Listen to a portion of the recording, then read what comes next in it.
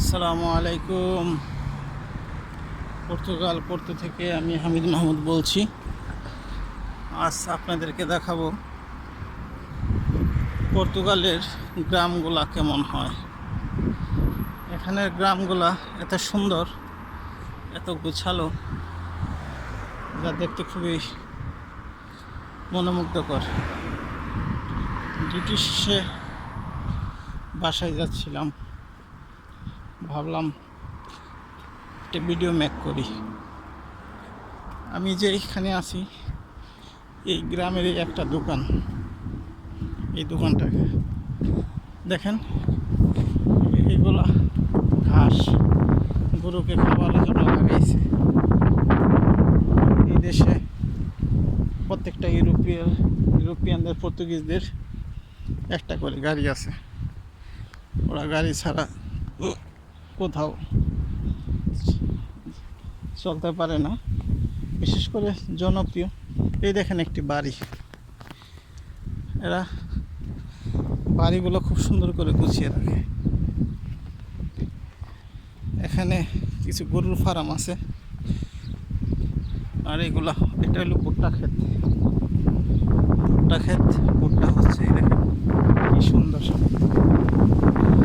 আর এখানে দেখেন আবর্জনা রাখার জন্য দুইটা ডাস্টবিন রাখছে।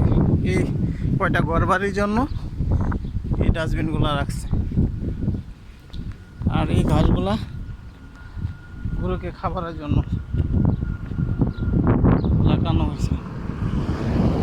এই বাড়িটা দেখেন কত সুন্দর, নিরিবিলি। আসলে দেখতে এত সুন্দর লাগে।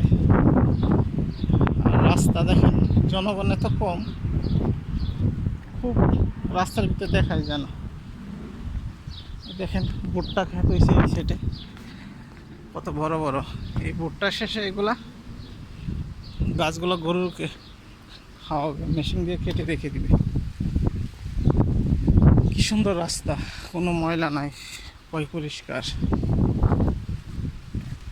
আমাদের দেশটা যদি এরকম সুন্দর হতো, মানুষগুলো সচেতন হতো। এই বাড়িগুলা দেখতে কত সুন্দর। এখানে এই ক্ষেতের অপোজিট পাশে একটি গরুর ফার্ম আছে। এই গ্রামে অনেকগুলো গরুর ফার্ম আমি ঘুরে ঘুরে দেখেছি। আপনাকে হয়তো সামনে